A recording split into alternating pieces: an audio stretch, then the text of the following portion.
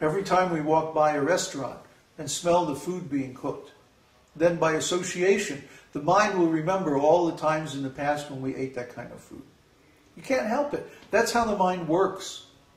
Huh? So we have to have a community where we restrict association between the sexes, where we cook only pure vegetarian food that's offered to Krishna, where we have artwork on the walls or deities, or we're constantly reading or hearing, chanting about Krishna. Where all together we're sitting down and discussing plans of how to serve Krishna, how to spread Krishna consciousness, how to engage all of our activities in worship of Krishna. See? That karma yoga, that community, that association is an absolute necessity. Otherwise, we cannot attain the standard of pure devotional service. Pure devotional service means when 100% of our energy, 100% of our time, 100% of our thoughts and actions are engaged in Krishna service. Well, you might say, well, yeah, I can't do that, but I can do something. And yes, certainly something is better than nothing. But this is called Karma Mishra Bhakti, or Gyan Mishra Bhakti, or Yoga Mishra Bhakti. Mishra means mixed. Mixed devotional service. Mishra Bhakti. It's not pure. It's not Kevala Bhakti. Kevala Bhakti means pure devotional service. That's the standard for actually getting out of this material world. One has to engage in Kevala Bhakti, pure devotional service, for a long enough period of time that the impressions in the mind are completely purified of all material contamination. That is the real standard. At that point, one attains actual Krishna consciousness. And Krishna is so pleased by this that he actually comes to see you. To see, oh, what is this devotee doing? This is very nice. This is described in Srimad Bhagavatam, right in the beginning. How when Lord Brahma was meditating at the beginning of the universe, trying to understand, what am I doing here? What is this all about? What should I be doing? Krishna came to see him. He was so pleased after Lord Brahma meditated for 10,000 years with the demigods. He appeared to Lord Brahma and shook his hand. Good job. This is why you're here. For this, for devotional service, for self-realization.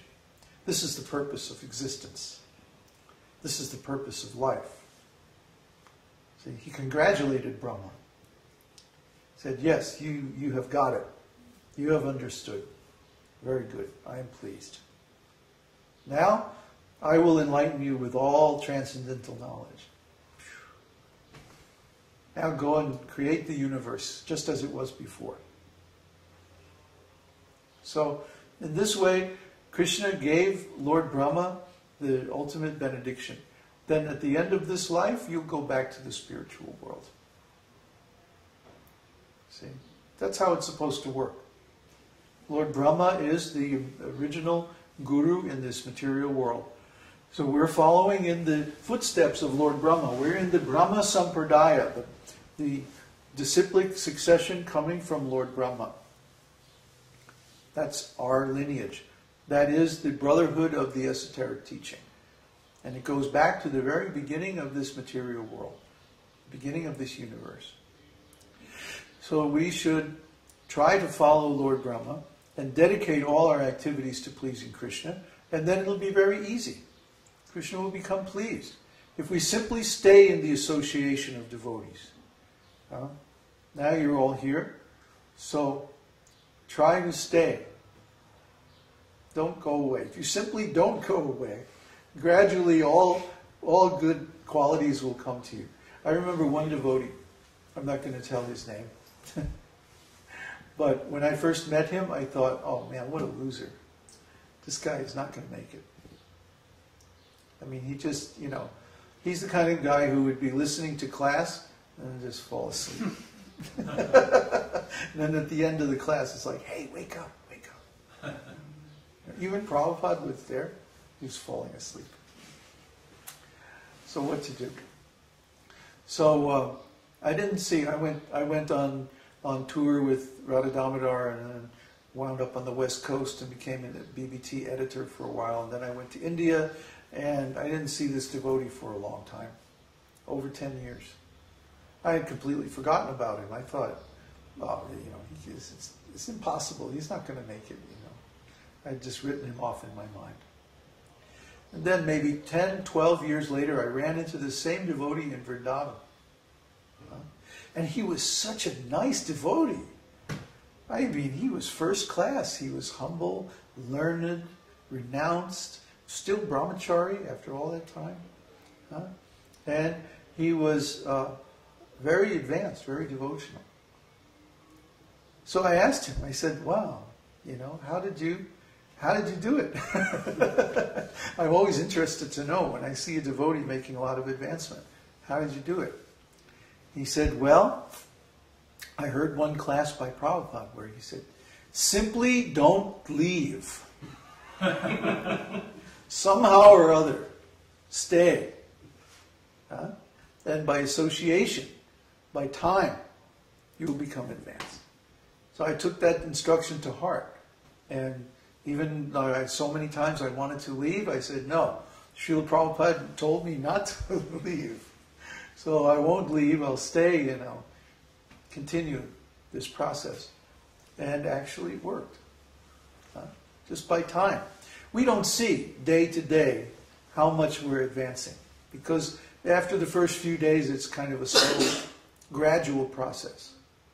But when we see someone that we haven't seen in some years, who's been following this process every day, little by little, then we can see tremendous advancement, tremendous difference. So somehow or other, don't leave. Don't give up the advancement you've already got.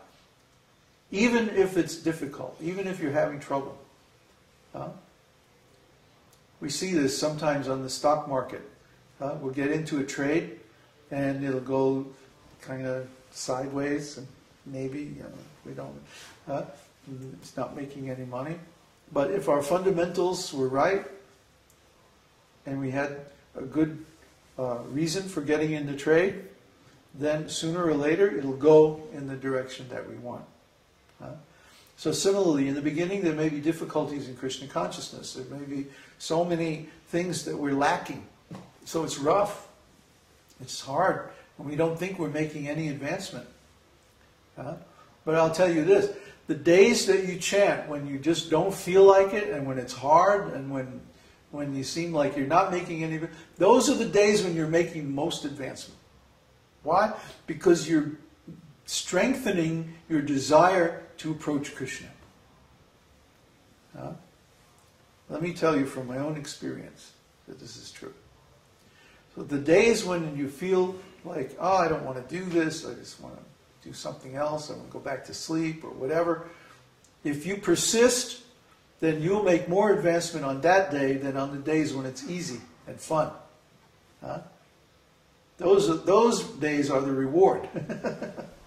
But they always come after some struggle, after some difficulty. Thank you. So hang in there. Don't leave. Don't go back to the old ways. Don't give up. That's the main qualification. And we are gradually developing this project plan for the transcendental community. And when we get it perfected, and then we get some example community, we want to duplicate this community all over the world. Remember, next year food prices are going to go through the roof. Remember, I told you so. You could have started now, today, to get other people involved in this teaching. And by next year you would have a nice community and you could have a community garden and you could be raising your own food and living collectively and saving so much money. Remember, I told you this. Next year when you're starving and you don't have enough money to pay your rent, remember, I told you this. You could have started today to invite your friends and play these videos and share this teaching with them. And by next year you could have a nice community and you could be living very comfortably. But no, if you're not going to do that, you're going to suffer. I'll tell you right now, this difficult time is coming. It's coming. If you don't do something about it now, you're going to be suffering.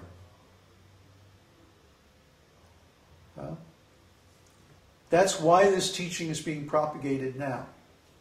And the devotees who didn't listen to Srila Prabhupada, who didn't form agricultural communities, they're going to be in trouble. They're going to be, first of all, they're going to be in trouble because there won't be any food available. And second of all, because they disobeyed their spiritual master. And at the end of their life, they're going to have to go before their spiritual master and explain